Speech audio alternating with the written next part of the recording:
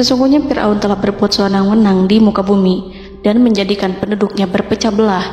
Dia bertindak semena-mena, lalim, melampaui batas, lebih mementingkan kehidupan dunia dan berpaling dari ketaatan Rob yang Maha Tinggi. Fir'aun memecah menjadi banyak sekali golongan dan kelompok dan menindas sebagian di antara mereka. Fir'aun menindas Bani Israel yang berasal dari keturunan Nabi Yakub. Saat itu, mereka adalah penduduk bumi terbaik. Mereka berada di bawah kuasa Raja Tiran yang zalim, yang memperbudak dan mempekerjakan mereka untuk pekerjaan-pekerjaan hina. Ada banyak faktor yang melatar belakangi perbuatan raja tersebut. Selain karena kebencian, ada juga faktor ramalan yang beredar pada saat itu. Bani Israel mengalami siksaan dan penyiksaan yang tak terkira. Nabi Musa diutus oleh Allah Subhanahu wa Ta'ala untuk membebaskan Bani Israel, dan telah berulang kali memperingatkan Fir'aun agar membebaskan kaumnya. Namun Fir'aun tetap bersikeras dan menolak. Suatu hari Allah Subhanahu wa Ta'ala memerintahkan Nabi Musa untuk kembali kepada Fir'aun dan menunjukkan mukjizat. Di sana Nabi Musa menunjukkan beberapa mukjizat, termasuk mengubah tongkatnya menjadi ular raksasa dan di tangannya mengeluarkan cahaya. Namun Fir'aun tetap ingkar, dan dari situlah awal mula kehancuran Fir'aun dan pengikutnya. Tentang bagaimana detail kisah lengkapnya serta kelanjutan nasib Fir'aun, dari mana awal mula keangkuhan Fir'aun sampai mengakui dirinya sebagai Tuhan, serta dari mana sumber kekayaan Fir'aun yang sampai penasihatnya saja Qorun bisa membangun istana megah, akan dibahas lengkap di sini. Namun sebelum saya melanjutkan kisahnya, dimohon kepada pemirsa untuk menonton video ini sampai selesai, supaya tidak ada kesalahpahaman dalam memahami isi cerita, serta mohon bantu channel ini semakin berkembang dengan cara subscribe dan berikan like serta komen positifnya. Semoga bantuan pemirsa sekalian menjadi amal jariah dan bernilai pahala di sisinya. Bismillahirrahmanirrahim. Fir'aun menguasai seluruh negeri. Seiring dengan makmurnya negeri Mesir, kekuasaan Fir'aun semakin hari semakin bertambah. Fir'aun berkuasa tanpa ada yang berani menentang, dan dia membuat keputusan sesuka hatinya. Bahkan dengan kesombongannya, dia sampai berani mengaku sebagai Tuhan. Gelar Fir'aun Raja Mesir kuno punya pengaruh besar yang diyakini sebagai seorang yang bertanggung jawab untuk melindungi dunia pada saat itu. Fir'aun bukanlah nama seseorang, melainkan sebutan dalam Al-Quran yang merujuk pada seorang Raja Mesir yang sombong, suka menindas, dan sering melampaui batas, yang hidup ketika Nabi Musa alaihi salam bayi sampai dirinya dibinasakan oleh Allah di Laut Merah. Fir'aun merupakan sebuah gelar bagi raja-raja Mesir yang muncul di era New Kingdom. Pendapat Syekh Abdurrahman As-Sadi mengatakan bahwa Fir'aun merupakan gelar yang diberikan kepada raja-raja Mesir, sebagaimana Raja Babil disebut Namrud, Raja Habasyah disebut An-Najasyi, Raja Yaman disebut Al-Qil, atau Raja Persia yang disebut Kisra, penguasa Roma yang dijuluki Kaisar. Sebutan Fir'aun dalam Al-Quran ini menjurus pada Raja Mesir yang hidup pada tahun 1527 sampai 1407 sebelum Masehi. Fir'aun dikhususkan untuk menyebut penguasa Mesir yang membangkang dan tidak beriman kepada Allah Subhanahu wa Ta'ala. Sedangkan yang beriman kepadanya dikenal dengan nama Malik, yang saat itu hidup di zaman Nabi Yusuf alaihi salam. Sebagian ahli sejarah mengatakan bahwa penguasa Mesir pada masa Nabi Yusuf disebut Al-Malik atau Raja, tidak disebut Fir'aun, karena kedua penguasa ini berbeda asal daerahnya. Penguasa Mesir pada masa Nabi Yusuf berasal dari Mesir pesisir, sehingga mudah untuk menerima perubahan. Sedangkan Fir'aun pada masa Nabi Musa berasal dari pedalaman Mesir yang mempunyai watak dan karakter keras serta kolot, dan tidak mudah menerima orang-orang di luar kalangan mereka. Dari keterangan di atas dipahami kenapa penguasa Raja Mesir pada masa Nabi Yusuf percaya kepada Nabi Yusuf dan mengikuti agama Nabi Yusuf, yaitu Islam. kemudian diikuti oleh rakyatnya. Sebagian ahli sejarah menyamakan Fir'aun dengan Mas'ab ibnu Royan. Ada pula yang menyatakan bahwa Fir'aun anaknya Walid ibnu Mas'ab ibnu Royan dari salah satu kaum Ad. Para Fir'aun Mesir kuno memperoleh kekayaan dan membangun kerajaan mereka yang megah melalui berbagai sumber. Beberapa sumber utama kekayaan dan pembangunan kerajaan Fir'aun adalah sumber daya alam. Mesir kuno diberkati dengan sumber daya alam yang melimpah, termasuk emas, tembaga, dan batu mulia yang ditambang dari wilayah gurun dan lembah. Sungai Nil juga menyediakan tanah yang subur untuk pertanian yang menjadi dasar ekonomi Mesir kuno. Air yang sangat penting ini memungkinkan kota-kota tumbuh di tengah gurun. Lonjakan air dan nutrisi itu mengubah lembah Nil menjadi tanah pertanian yang produktif.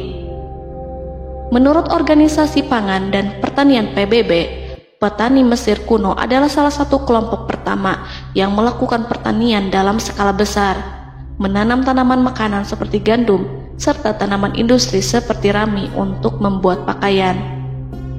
Sungai Nil mengalir ke utara sejauh 4.160 mil dari timur tengah Afrika ke Laut Tengah, yang memberikan Mesir kuno tanah subur dan air untuk irigasi. Untuk memaksimalkan pemanfaatan air Sungai Nil, petani Mesir kuno mengembangkan sistem irigasi cekungan.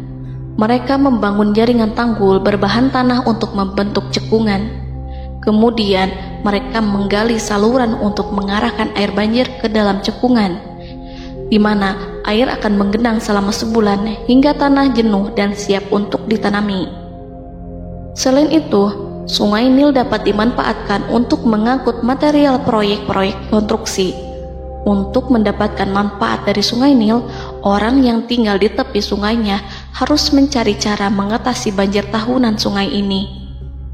Untuk memprediksi apakah mereka akan menghadapi banjir yang bisa mengakibatkan panen buruk, orang Mesir kuno membangun nilometer atau pilar batu dengan tanda menunjukkan tingkat air. Mereka mengembangkan keterampilan dan teknologi baru dari pertanian hingga pembuatan perahu dan kapal. Sungai Nil juga merupakan rute transportasi penting karena memainkan peran sentral dalam peradaban Mesir kuno. Orang Mesir menjadi ahli dalam membangun perahu dan kapal untuk mengangkut berbagai barang, termasuk ternak, sayuran, ikan, roti, dan kayu. Mesir kuno memiliki perdagangan yang berkembang dengan wilayah Afrika Timur dan Tengah serta Mediterania Timur. Perdagangan ini tidak hanya mencakup barang-barang mewah, tetapi juga bahan pangan dan bahan baku. Fir'aun juga memiliki semua tanah di Mesir dan mengumpulkan pajak dari rakyatnya. Raja Fir'aun juga memperlakukan rakyat dengan kejam tanpa belas kasihan. Ia memeras pajak yang tinggi dan menjadikan kaum Bani Israel sebagai budak kerajaan. Mereka juga menerima upeti dari negara-negara yang dikalahkan atau ingin menjaga hubungan baik dengan Mesir. Bahkan Fir'aun juga memiliki proyek konstruksi untuk membangun struktur megah seperti piramida, kuil, dan monumen yang tidak hanya menunjukkan kekuasaan dan kekayaan mereka, tetapi juga berfungsi sebagai pusat administrasi dan agama. Proyek-proyek ini seringkali menggunakan tenaga kerja dari rakyat yang bekerja selama musim banjir. Kekayaan dan kerajaan megah Fir'aun merupakan hasil dari pengelolaan sumber daya yang efisien, eksploitasi sumber daya alam, dan kebijakan ekonomi yang cerdas. Ini semua mencerminkan kemajuan teknologi, organisasi sosial, dan kekuatan politik Mesir kuno. Kekayaan para Fir'aun Mesir kuno memang sangat luar biasa dan telah menjadi topik penelitian dan kekaguman selama berabad-abad. Fir'aun juga dikenal karena kehidupan mewah mereka. Sebagai penguasa Mesir kuno, Fir'aun hidup dengan kekayaan dan kemewahan yang hampir tak terbayangkan, yang mencerminkan kekuasaan dan status mereka. Mereka menghiasi diri mereka dengan aksesoris yang rumit dan gemerlap, serta mengenakan simbol otoritas dan kekuasaan tradisional. Dan Allah memberikan kepada Fir'aun berupa istidratuhul afiyah, yakni hidup sekian lama tanpa pernah merasakan sakit. Allah Subhanahu wa Ta'ala mengaruniai Fir'aun untuk bisa hidup selama 400 tahun tanpa sakit. Tentu, hal tersebut sudah menjadi kehendak Allah Subhanahu wa Ta'ala, maka tidak ada satupun manusia yang bisa menghalangi, bahkan bagi seorang Fir'aun sekalipun yang terkenal dengan kezalimannya. Namun dengan karunia-Nya yang diberikan Allah tersebut, bukannya menjadikan Fir'aun sebagai manusia yang bersyukur, tetapi malah membangkitkan kesombongan dan kesesataannya. Dan puncak kesombongan Fir'aun juga dicatat Al-Quran sebagai penguasa tangan besi dan manusia yang pernah mengaku Tuhan. Aku adalah Tuhan kalian yang maha tinggi. Quran Surat An-Najiat ayat 24. Fir'aun hidup selama 446 tahun.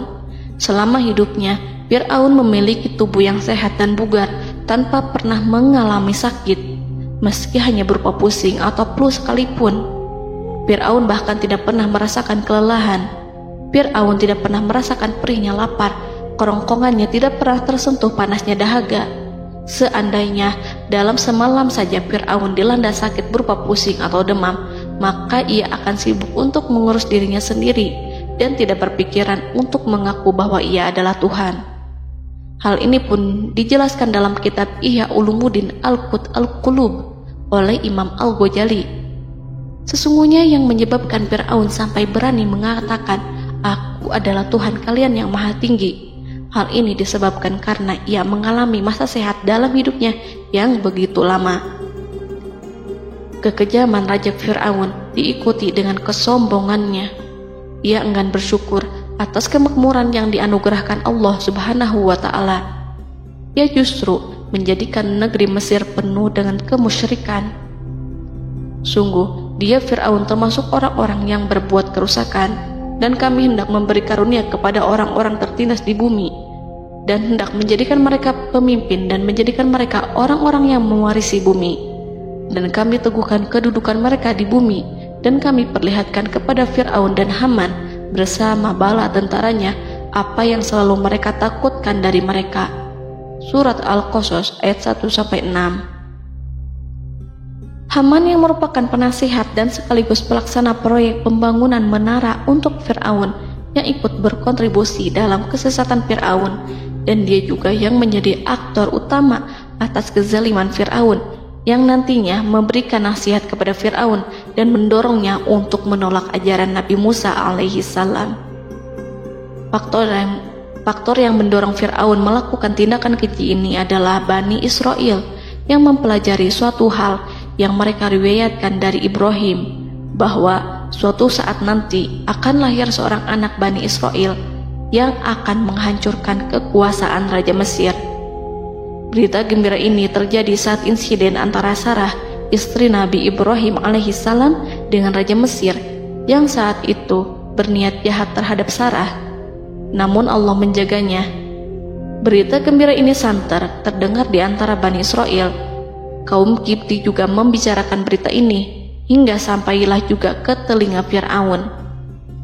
Sebagian amir dan orang-orang dekat Fir'aun menyampaikan hal itu kepadanya saat tengah berbincang pada malam hari.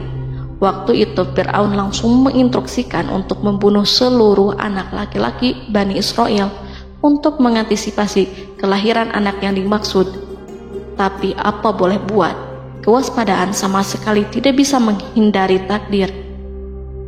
Suatu ketika Fir'aun bermimpi seakan-akan api datang dari arah Baitul Maqdis lalu membakar semua rumah Mesir dan seluruh kaum Kipti. Namun, api tersebut tidak membahayakan Bani Israel. Saat bangun, Fir'aun merasa takut oleh mimpi itu. Ia kemudian mengumpulkan seluruh paranormal dan tukang sihir. Fir'aun bertanya kepada mereka terkait mimpi itu. Mereka berkata, akan lahir seorang bayi laki-laki dari kalangan Bani Israel yang akan menghancurkan penduduk Mesir. Sebab itulah Fir'aun memerintahkan untuk membunuh anak laki-laki dan membiarkan hidup anak perempuan. Fir'aun sangat mewaspadai agar Musa tidak lahir, hingga menunjuk sejumlah laki-laki dan dukun beranak berpatroli memeriksa para wanita hamil dan mendata waktu kelahiran mereka. Jika ada yang melahirkan anak laki-laki, si bayi langsung disembelih oleh para algojo seketika itu juga. Allah berfirman, kami mengilhamkan kepada ibu Musa, susuilah dia Musa. Jika engkau khawatir atas keselamatannya, hanyutkanlah dia ke sungai Nil dalam sebuah peti yang mengapung. Janganlah engkau takut dan janganlah pula bersedih. Sesungguhnya kami pastikan mengembalikan kepadamu dan menjadikan sebagai salah seorang rasul.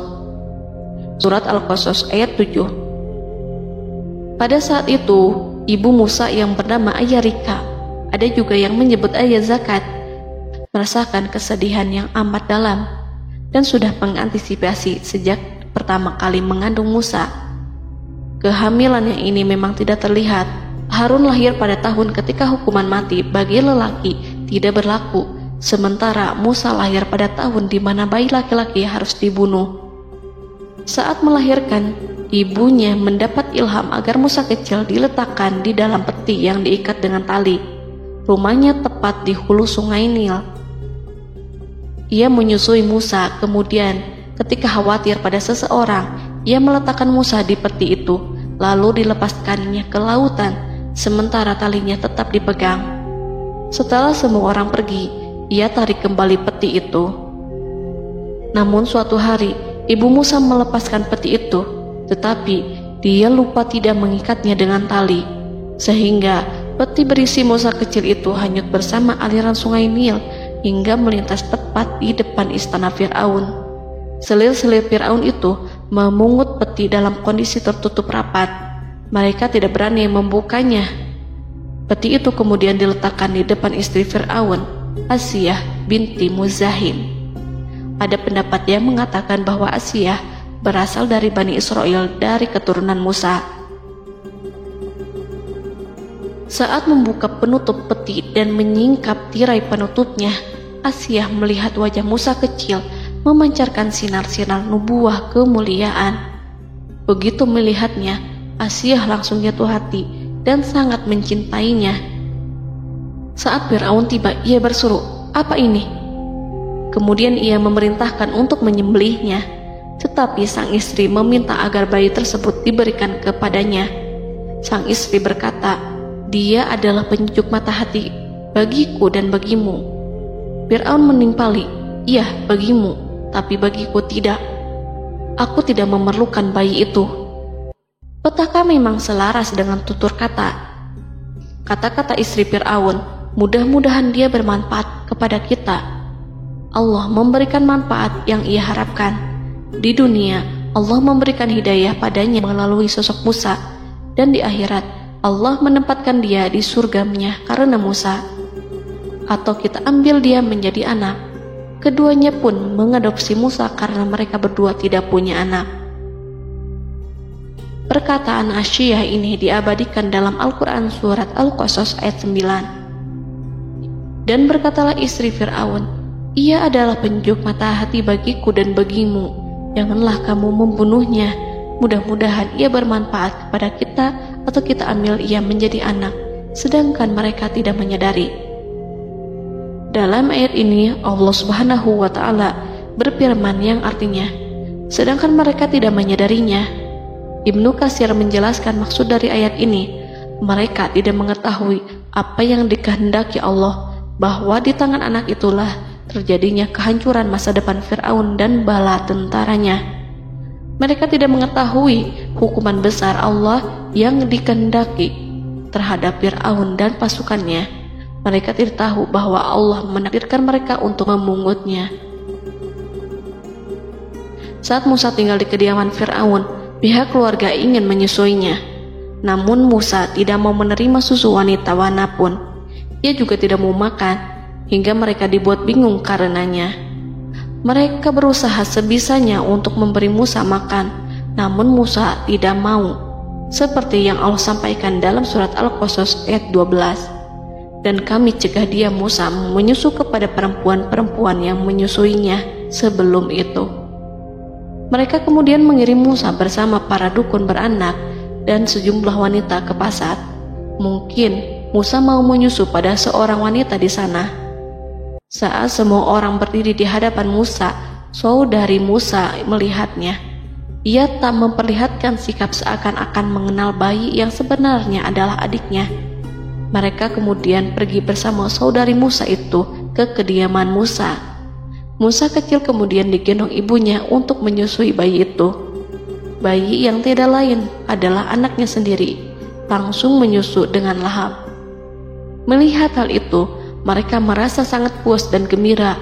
Mereka pun melaporkan peristiwa yang sangat menggembirakan itu kepada Asia. Asia meminta agar perempuan yang tidak lain adalah ibunya Musa itu untuk menetap bersamanya dan memohon kebaikan serta kesediaannya. Namun, perempuan itu menolaknya seraya berkata, "Sesungguhnya aku mempunyai suami dan anak-anak yang tidak bisa aku tinggalkan. Akan tetapi, aku siap melakukan jika bayi itu dibawa kepadaku ke rumahku." Akhirnya Asia mengutus ajudan kerajaan untuk menyerahkan bayi itu kepada ibunya Musa untuk disusui secara rutin. Asia kemudian memberikan berbagai macam fasilitas kepada ibu Musa berupa biaya nafkah sehari-hari, pakaian-pakaian bagus, dan beberapa hadiah istimewa yang lainnya sebagai kompensasi upah menyusui bayi itu. Akhirnya Musa kecil kembali ke pangkuan ibunya dan berada di bawah asuhannya.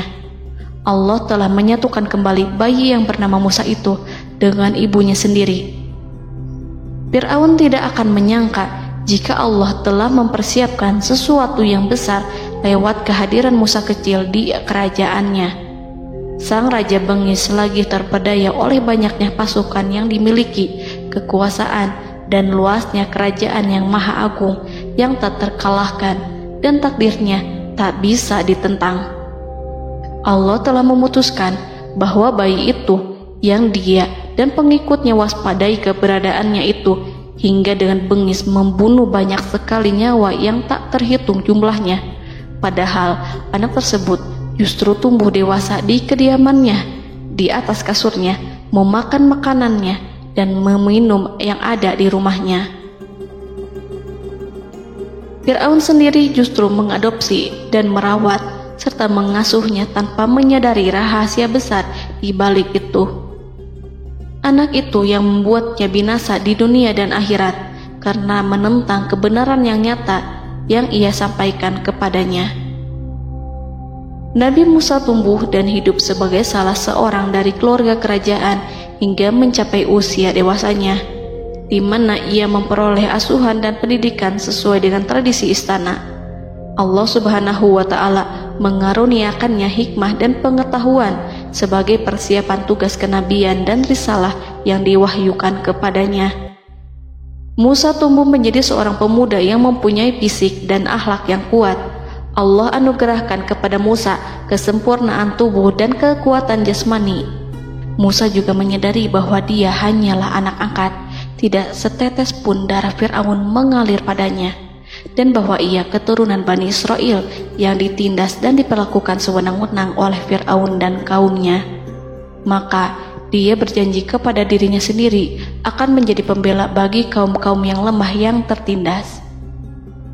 Kekuatan fisik Nabi Musa memang tidak bisa diragukan. Itu terbukti pada saat Nabi Musa mampu mengangkat batu penutup sumur seorang diri, padahal batu itu hanya bisa diangkat oleh 10 orang laki-laki. Peristiwa kedua saat perkelahian antara Bani Israel dan orang Kipti atau kaumnya Fir'aun, suku asli Mesir. Saat orang Israel meminta pertolongan kepada Musa untuk mengalahkan orang Kipti, Musa menghampiri orang Kipti tersebut. Dengan tangan terkepal, Musa meninju orang Kipti dan matilah musuhnya itu. Orang Kipti hanya mati karena pukulan itu. Musa tidak sengaja dan tidak bermaksud untuk membunuh orang Kipti. Musa hanya berniat membuatnya jera. Dan karena peristiwa itulah Nabi Musa pergi meninggalkan Mesir karena Musa takut terhadap Fir'aun dan tentaranya yang akan membunuhnya. Karena jika mereka tahu bahwa Musa membunuh orang Kipti demi membela salah seorang Bani Israel, akan membuat Fir'aun dan pengikutnya mencurigai bahwa Musa memang berasal dari Bani Israel, dan pada akhirnya akan memicu sebuah permasalahan besar. Dan Dan pada waktu yang sudah ditentukan oleh Allah, sekitar 10 tahun Nabi Musa meninggalkan Mesir. Pada akhirnya Allah mengamanahkan dia sebagai seorang rasul. Allah anugerahkan kepadanya hikmah kenabian dan pengetahuan di usia 40 tahun. Allah perintahkan Musa kembali ke Mesir untuk menghadapi Fir'aun dan mengajak dia mengakui Tuhan semesta alam. Tugas ini penuh dengan bahaya, mungkin bisa membuat Musa kehilangan nyawa, tetapi menuruti perintah Allah itu mutlak baginya. Ditemani oleh saudaranya Harun untuk membantunya membenarkan perkataannya. Lidah Musa cedal karena bara api yang pernah diletakkan di lidahnya saat Fir'aun hendak menguji akalnya setelah menarik jenggot Fir'aun hingga berdarah. Fir'aun bermaksud untuk membunuhnya. Asia mengkhawatirkan Musa lalu berkata, dia masih kecil. Fir'aun kemudian menguji Musa dengan meletakkan buah dan bara api di hadapannya.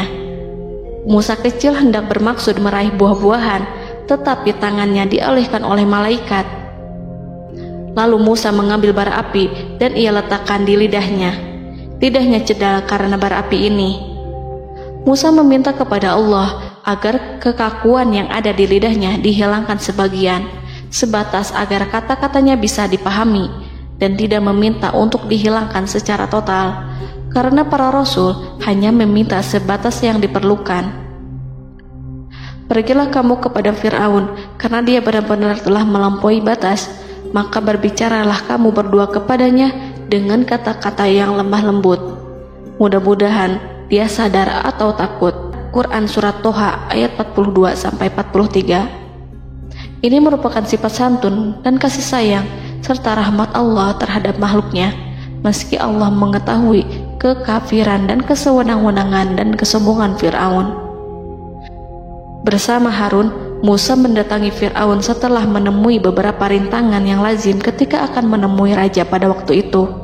Pertemuan Musa dan Harun juga dihadiri oleh beberapa anggota pemerintahan dan penasihat. Bertanyalah Fir'aun kepada mereka berdua, siapakah kalian berdua ini? Musa menjawab, kami Musa dan Harun adalah pesuruh Allah agar kamu membebaskan Bani Israel dari perbudakan dan penindasanmu, dan menyerahkan mereka kepada kami, agar mereka menyembah kepada Allah dengan leluasa dan menghindari siksaanmu. Fir'aun segera mengenal Musa dan berkata kepadanya, bukankah engkau Musa yang sudah kami asuh sejak bayimu, dan kami asuh dalam istana sampai usia remajamu, dan mendapat pendidikan serta pengajaran yang menjadikan engkau pandai? Dan bukankah engkau yang melakukan pembunuhan terhadap diri daripada seorang dari golongan kami? Sudahkah engkau lupa terhadap itu semua dan tak ingat akan jasa kami kepadamu? Musa menjawab, bahwasannya engkau telah mengurus aku sejak kecil. Itu bukanlah jasa yang dapat kamu banggakan, karena jatuhnya aku pada tanganmu akibat dari kekejaman dan kezalimanmu tatkala engkau memerintah agar orang-orangmu menyembelih setiap bayi laki-laki yang lahir, sehingga ibuku membiarkanku mengapung di sungai Nil dan aku dipungut oleh istrimu, sehingga selamatlah aku dari pengejaranmu dan penyembelihanmu. Dan kebaikan yang engkau sebutkan itu sebanding dengan perlakuanmu terhadap sebuah suku bangsa besar, yaitu Bani Israel secara keseluruhan, karena engkau telah menindas dan menjadikan mereka budak-budak untuk melayanimu. Dan mengenai pembunuhan itu merupakan kehilafanku, lalu aku lari darimu karena aku takut kepadamu. Namun peristiwa itu merupakan rahmat dan hikmah yang terselubung bagiku, sebab dalam perantauanku setelah aku melarikan diri dari negerimu ini, Allah Subhanahu wa Ta'ala mengaruniakanku dengan hikmah ilmu dan mengutus aku sebagai Rasul. Maka dalam rangka tugasku sebagai Rasul, datanglah aku kepadamu atas perintah Allah untuk mengajak engkau dan kaummu untuk menyembah Allah dan meninggalkan kezaliman serta penindasanmu terhadap Bani Israel yang engkau pekerjakan, dan perbudak mereka untuk melakukan pekerjaan dan melayanimu. Fir'aun bertanya, siapakah Tuhan yang engkau sebut-sebut itu, hai Musa? Adakah Tuhan di atas bumi ini selain aku yang patut disembah dan dipuja? Musa menjawab, ya, yaitu Tuhanmu dan Tuhan nenek moyangmu, serta Tuhan alam semesta. Fir'aun bertanya, siapakah Tuhan alam semesta itu? Musa menjawab, ialah Tuhan langit dan bumi, dan segala yang ada di langit dan di bumi. Berkatalah Fir'aun kepada para penasehatnya dan para pembesarnya, sesungguhnya Rasul yang diutus kepada kamu ini adalah seorang yang gila. Kemudian ia balik bertanya kepada Harun dan Musa, siapakah Tuhan kamu berdua? Akulah Tuhanmu yang paling tinggi.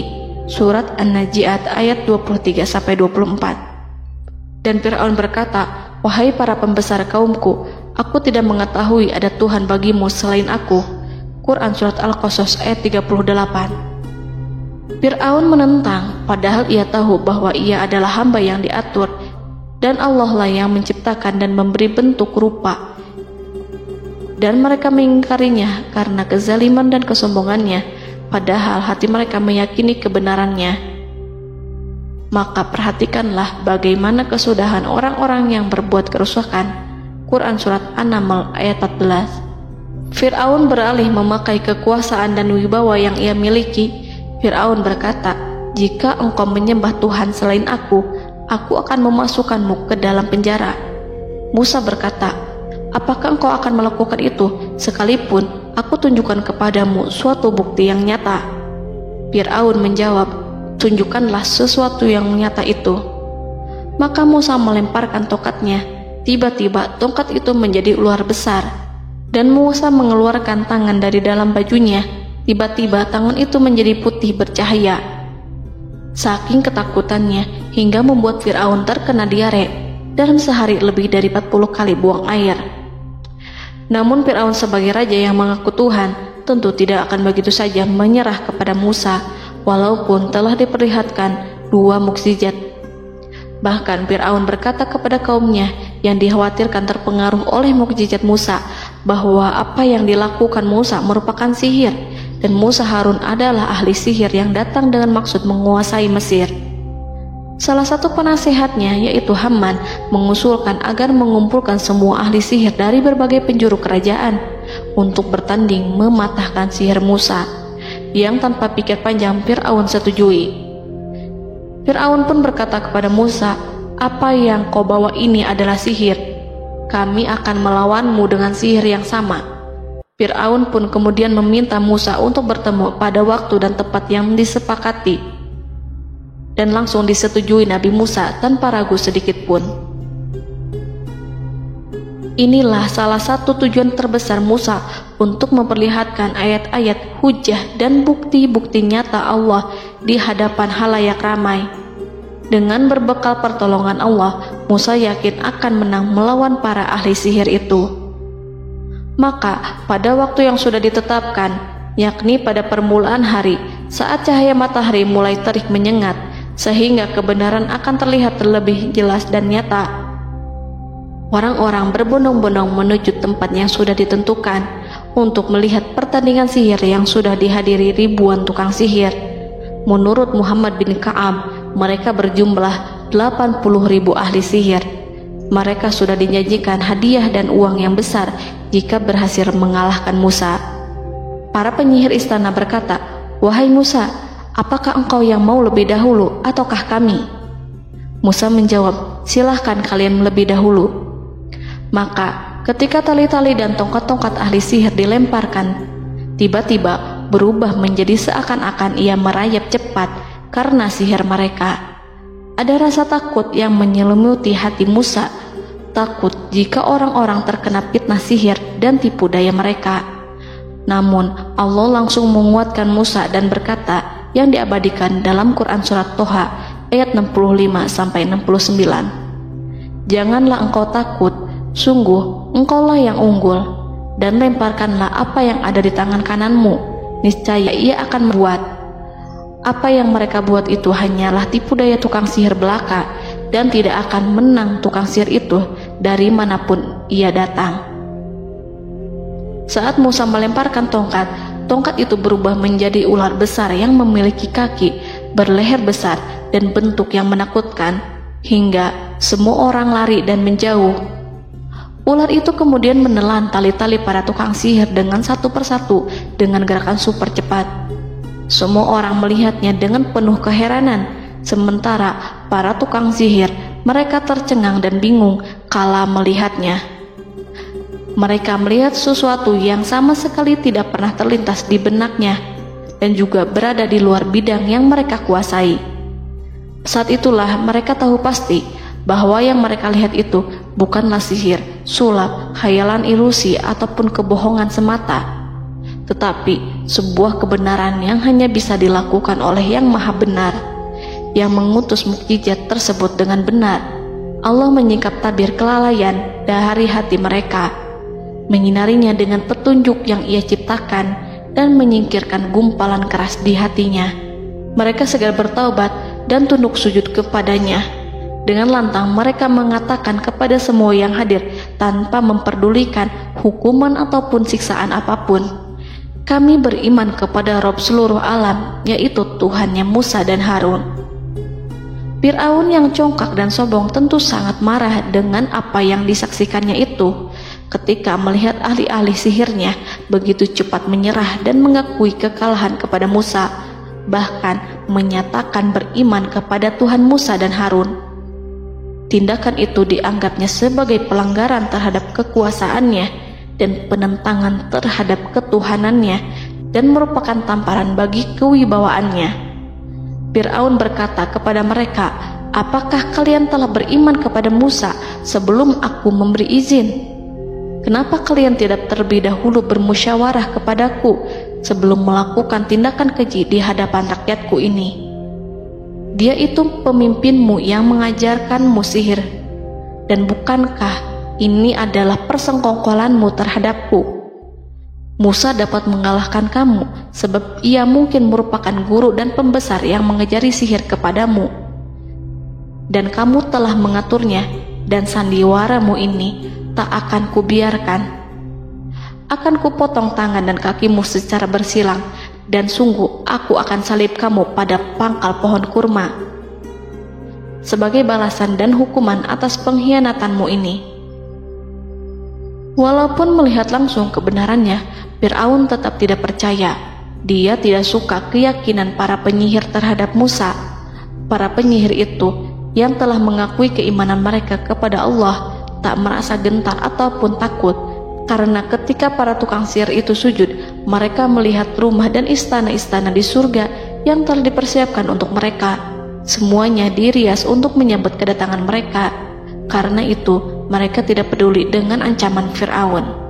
Setelah peristiwa kekalahan penyihir Fir'aun dengan mukjizat Nabi Musa itu, Fir'aun serta penasihat dan para pembesarnya, termasuk Haman, merencanakan penindasan yang lebih kejam untuk kaum Bani Israel dan merencanakan pembunuhan terhadap Nabi Musa. Fir'aun khawatir jika gerakan Musa tidak diapatahkan akan mengancam kerajaan dan kewibawaannya yang mengaku sebagai Tuhan. Walaupun sudah diingatkan oleh orang mukmin dari kalangan keluarga Fir'aun agar tidak membunuh Nabi Musa dan menyeru kembali menuju jalan yang benar dan mengingatkan kepada akibat yang buruk yang akan didapati nanti, namun Fir'aun dan penasihatnya tetap berada pada kesesatan. Sebagai balasannya, Allah menghukum Fir'aun dan penduduknya dengan kekeringan dan penyakit yang bertahun-tahun karena menolak Rasulnya. Mereka dilanda banjir bandang, darah yang bercampur dengan seluruh air yang ada. Setiap kali mereka akan mengambil air, baik air sumur ataupun air sungai Nil, pasti akan berubah menjadi darah segar. Serbuan belalang pun tidak bisa mereka hindari.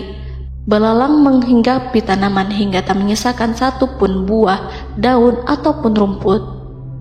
Serangan hama dan wabah katak juga mengerumuni mereka hingga berjatuhan di makanan, wadah-wadah, sampai-sampai ketika ada yang membuka mulut untuk makan ataupun minum, pasti ada katak yang jatuh di situ. Semua hukuman itu hanya menimpa Fir'aun dan pengikutnya, sama sekali tidak menimpa Nabi Musa dan Bani Israel. Namun mereka tidak belajar ataupun berubah, mereka tetap saja kafir dan hanyut dalam kejahatan. Setiap kali Allah timpakan hukuman kepada Fir'aun dan pengikutnya, mereka bersumpah dan berjanji kepada Musa untuk beriman.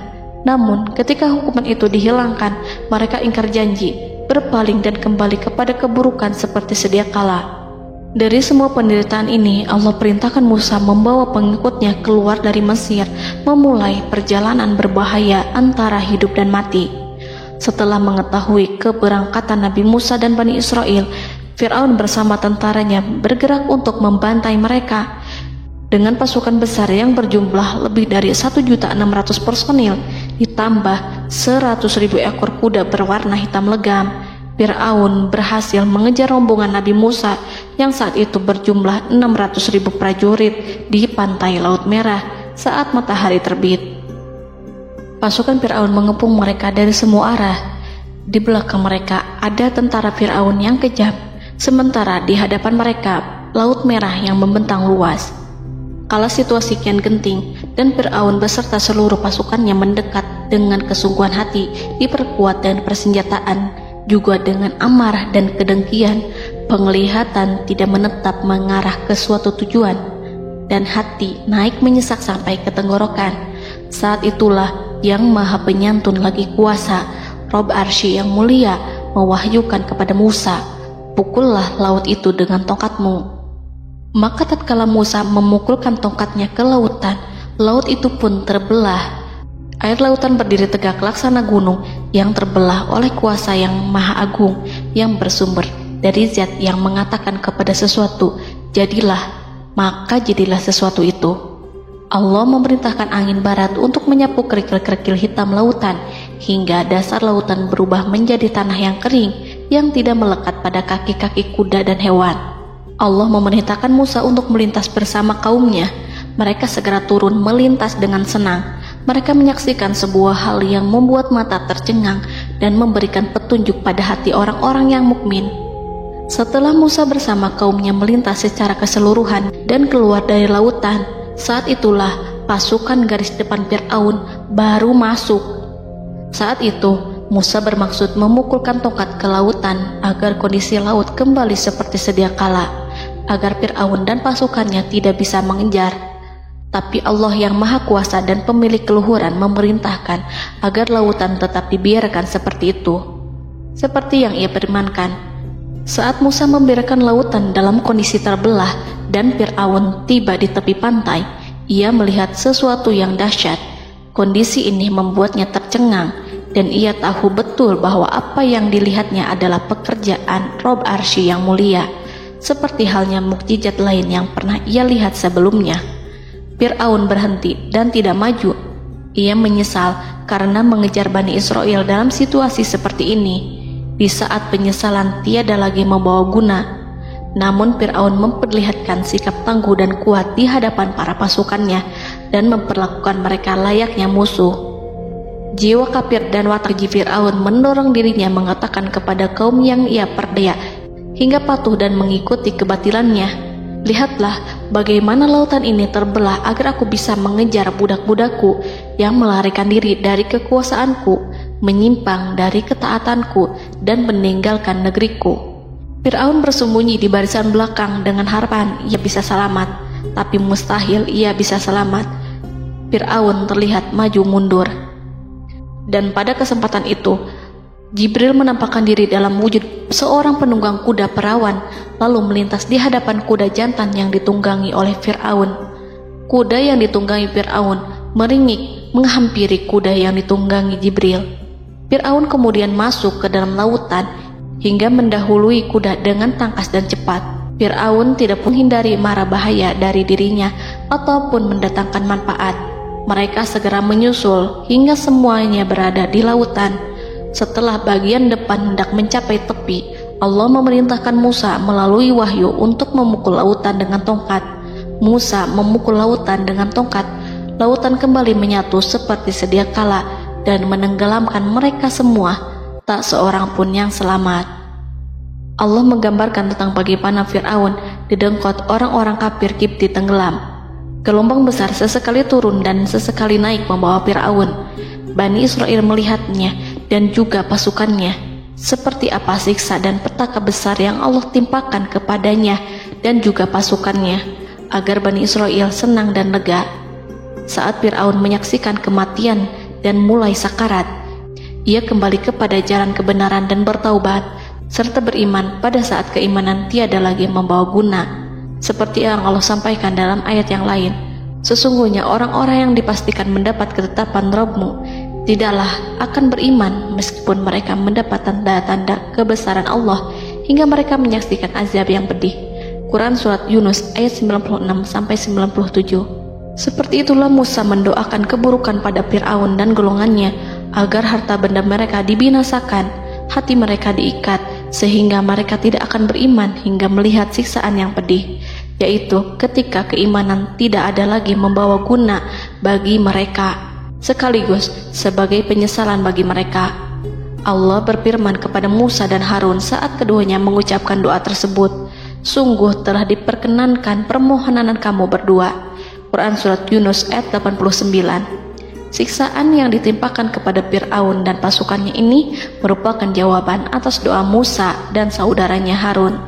Dalam hadis riwayat Imam Ahmad, Rasulullah Shallallahu Alaihi Wasallam bersabda, saat Fir'aun berkata, aku percaya bahwa tidak ada Tuhan melainkan Rabb yang dipercaya Bani Israel, Jibril berkata kepadaku, wahai Muhammad, andai kau melihatku saat mengambil pasir lautan, lalu aku sumpalkan ke mulutnya karena khawatir jika rahmat menghampirinya. Ibnu Abbas dan lainnya mengatakan, sebagian Bani Israel meragukan kematian Fir'aun, bahkan ada yang menyatakan bahwa Fir'aun tidak mati.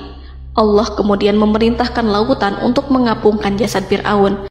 Maka pada hari ini kami selamatkan jasadmu, yaitu dengan mengenakan baju perang yang dengannya kau dikenali, agar engkau dapat menjadi pelajaran bagi orang-orang yang datang setelahmu, yaitu agar kau menjadi bukti bagi Bani Israel atas kekuasaan Allah yang membinasakan Fir'aun.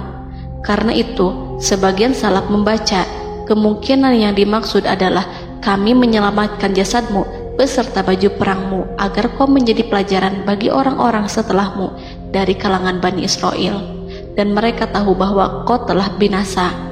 Wallahu a'lam.